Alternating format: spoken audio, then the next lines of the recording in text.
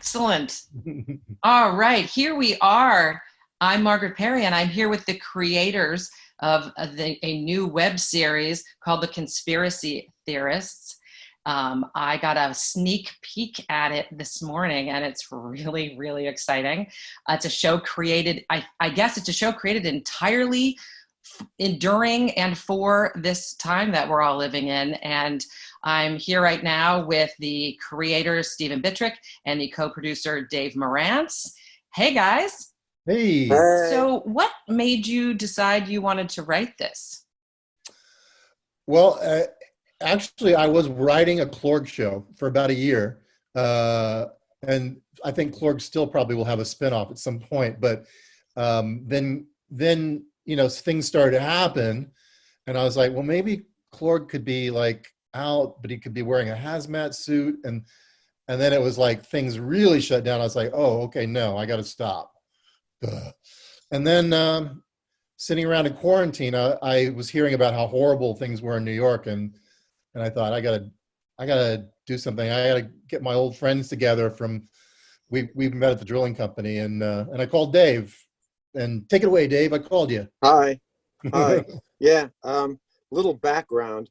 I met Stephen in, I guess, 2002 or 3 in New York City. Stephen used to live in New York City, where I am, and in fact, where Margaret is, in an undisclosed location they're in.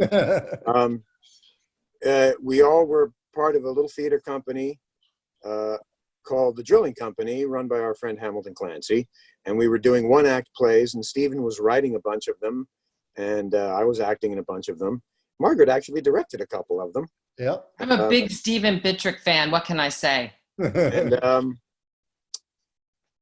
So Stephen and I have been friends for over 15 years, I guess. One of the things Stephen had mentioned to me was the idea of just reconnecting with our friends that we create with, the sense of community.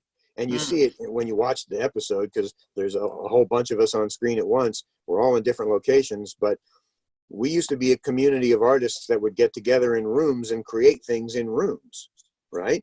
And now we can't. And so how can we? Just because even we're all lonely in our little hidey holes, just want to play with our friends. I mean, I think that was part of it for Stephen. That's what he told me. Definitely. Am I wrong? Yep. No, definitely. And so what inspired this particular story? You have a bunch of conspiracy theorists who have gotten together to host to meet to figure out what's going on. What's their goal? Well, I think first off, as far as like how the idea came, I know what it was. I received like a tweet from somebody that was doing a reading in San Francisco of a play. And I thought, oh gosh, okay, good. People are getting out there, and they were doing it on Zoom or something. And then I thought, it would be fun to do something, but I don't want to do like Hamlet on Twitter or on Zoom. And then you're like, okay, really suspend your disbelief that we're in the same room. I thought, is there a way to create something where this, what is it called, Dave? Telephonic? Well, video conference, I call it. Video conferencing technology is part of the conceit. So this is how they regularly meet. We're not asking anybody to suspend their disbelief at all. This is how they meet, because they are in secret locations that they don't reveal to each other. So yeah, I guess the idea came out of that, and also the sort of paranoia that we're all feeling, and then all of these conspiracies that would come out about the virus and where it came from and how it was developed. And Dave actually sent me a text the other day, a couple of texts. Yeah. Tell him what you sent. Well, you know, I take my dog for a walk. I go up to the park, and then sometimes I sit on the bench and just to get some air and sun. And of course, I'm addicted to my screen, so I scroll through Twitter and stuff like that. And I found news items posted. There's that wackadoodle news network called OAN. I don't know if you've heard of it. They're like a wackadoodle right-wing. Sorry, wackadoodle right-wing people. I'm just being honest. Right-wing news network. And they posted something about a conspiracy theory related to the coronavirus, that it was created in a Chinese laboratory as a means for population control. This is a theory, one of the conspiracy theories that shows up in the show. And I didn't know if Stephen entirely made it up or not, but there it was in the news with like the Illuminati pyramid on the graphic that the news station was using. It was like, and then I found another picture of somebody in Texas, sorry, Texas. That's where I am.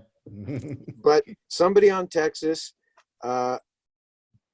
with a bumper sticker on the back of their station wagon. I can't remember exactly what it said, but something about the world is flat. Come on, people, use your senses. It's like, look around. I don't see a curved earth. The world is flat. It's like, so yeah, there's nothing we can make up that isn't actually more wacky out in the real world. You know, with this kind of material, you think, oh, are they going to be just making fun of, or is it going to be over the top? And all of the actors are just so good, and they're so real. And even the craziest characters, I believe them. You know, I believe that those little people are living in those worlds. So kudos to you for getting such a spectacular cast together. Can you tell me about the actors? Well, a lot of them are people that Dave and I know from the drilling company. We definitely pulled first from that pool, I'd say. There's a couple that I know from Austin. I'm in Austin now as of like I think 5 years ago or so. So I handpicked like two people that I really, really like here in Austin. And then one other is now living in San Francisco, but used to live in New York. And that's Megan McGarry, who wrote our theme song. And she... okay, hold up. We got to talk about that theme song. First of all, the opening credits are they're an art piece in and of themselves, right? Oh, the opening credits are fantastic. And that song obviously was written right now, for now. It was. What's it? It's a Sleep Tight Tonight. Is Sleep that Tight Tonight, yeah. And the last night I just did not have a good night's sleep. Let me just say, my sleeping has been very erratic, but it's a great song. And that opening montage, did you do that, Stephen? I did, yeah. Wow. And we actually... you've got like the editing skills and the technology skills and the writing skills. You're like a complete package. The Renaissance man. Yeah, the only skill he apparently doesn't have is fussing with union paperwork. That's my job. That is absolutely true. I said, Dave, I can't do this. I know that I will fail and it won't be turned in. And Dave took You keep your mind on the creative, love. You're doing such a good job. My eyes are watering. Oh boy. He's crying now. He can't take the compliments. Can you tell me if you were describing the show to a neighbor? This, I guess, question for you, Dave. If you were describing the show to a neighbor, what would you say? Describe it. What's the? It's an online sort of club of conspiracy theorists, and the funny thing about what I like about our trailer is that it sets it up as this spooky conspiracy thing, but really they're sort of a dysfunctional club that can't even agree on their own name of the club. They're just a bunch of misfits, really.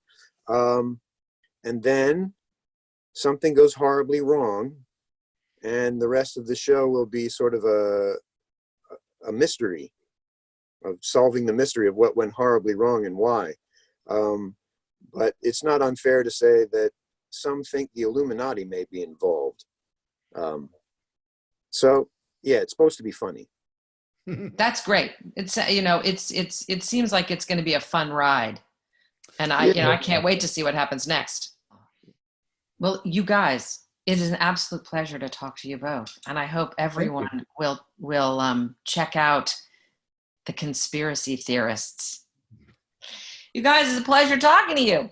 Thank you, Margaret. Thank you for talking to us.